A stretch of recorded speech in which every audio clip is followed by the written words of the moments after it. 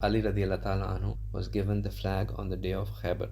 What was this occasion? This was also a very interesting incident. So what had happened was that Khaybar was the town of the Jews. Even now they say that the Jews, their ultimate objective is to conquer the land back all the way up to Khaybar. That's what they want to do, because that's what they believe their right is, from where they are right now all the way up to Khaybar. That's what they want to acquire.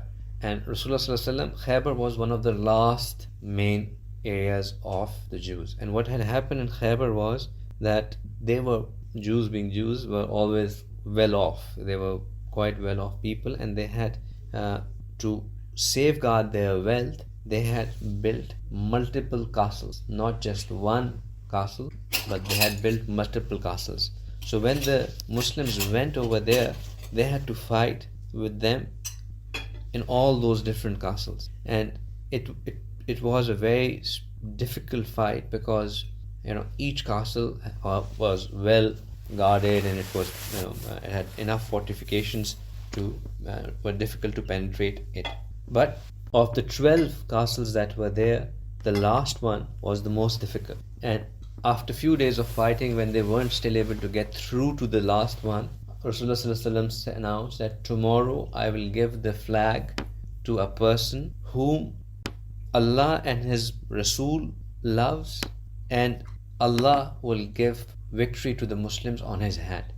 So now this was a big honor, that whoever would be given the flag is definitely, Rasulullah Sallallahu Alaihi Wasallam is confirming that both Allah and Rasulullah love him. It's not a small thing, right? So now every Sahabi, he had this desire in their heart that, we should get this flag in the morning, So the next morning after Fajr, Rasulullah Sallallahu Alaihi Wasallam said, Aina Ali. Now everybody started looking for Ali radiallahu ta'ala anhu. It turned out that Ali radiallahu ta'ala anhu had developed a disease in his eyes, and his eyes were hurting so much that he was hardly able to see. And because of his inability to see, he had not even joined Fajr. So Rasulullah said, bring him over. He brought them over. He said, where were you? Why didn't you come for Fajr? He said, Ya Rasulullah, I'm not able to see anything. I believe I'm going blind over here. So he said, here's the flag. So he said, Ya Rasulullah, Jazakallah, but I can't see anything. What will I do with this flag? So Rasulullah Sallallahu Alaihi Wasallam, he took his blessed saliva in his hand, and he then rubbed the saliva in the eyes of Ali radiallahu ta'ala anhu. And Ali radiallahu ta'ala anhu says that the blessing of that saliva was such that within few minutes his sight had returned, his eyes were completely cured, and he felt a great source of energy in them. So Ali radiallahu ta'ala anhu took that flag, and he went with the rest of the Sahaba, and he marched towards that castle. Now, this castle, the reason it was so difficult to penetrate was because it had the biggest door, largest, heaviest door there is.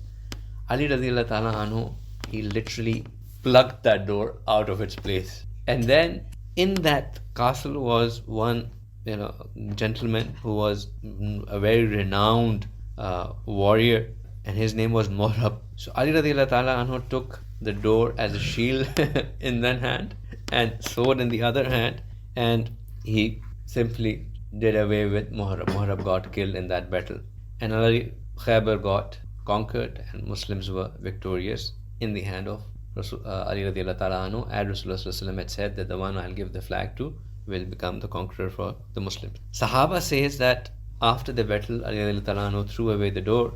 The next day, he said that he said 8 of us, me and 7 other Sahaba, we went to that door and we tried to lift that door all together.